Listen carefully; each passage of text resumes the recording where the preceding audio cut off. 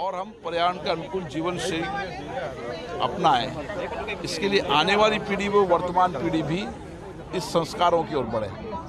मेरा विश्वास है कि हम हमारे जीवन के अंदर पर्यावरण के अनुकूल जीवन जीने लगेंगे तो हम पर्यावरण को सुरक्षित रख पाएंगे और बढ़ते जलवायु परिवर्तन के प्रभावों को रोक पाएंगे।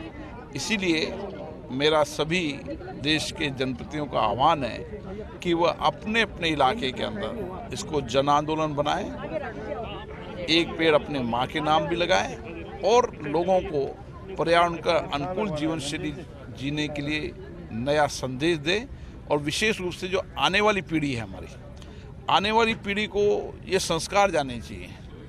जो हमारा आने वाली पीढ़ी का बच्चा है, जिसको जैसा संस्कार डालते हैं वैसे विचारते तो वैसी पीढ़ी तैयार होती है।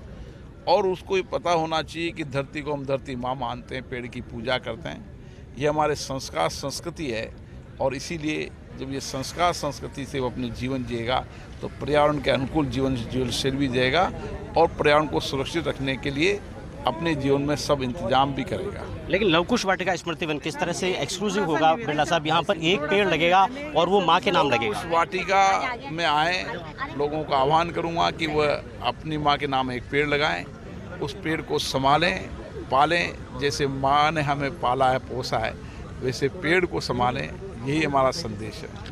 तो पर्यावरण अनुकूल जीवन शैली और साथ में एक पेड़ माँ के नाम लगाने का आह्वान यहाँ पर ओम बिरला ने किया है। लव कुश वाटिका स्मृति वन ये इलाका है और यहाँ के करीब करीब 32 हेक्टेयर के इलाके को इस पूरे काम के लिए ख़ास तौर पे वन विभाग ने चिन्हित किया है। और वन विभाग के साथ साथ कई दूसरे जो सरकारी महकमे हैं वो भी इस अभियान के साथ जुड़ गए हैं। साथ ही कैमरामैन आकाशदीप के साथ आपको एक लॉन्ग शॉट दिखाने की कोशिश करते हैं।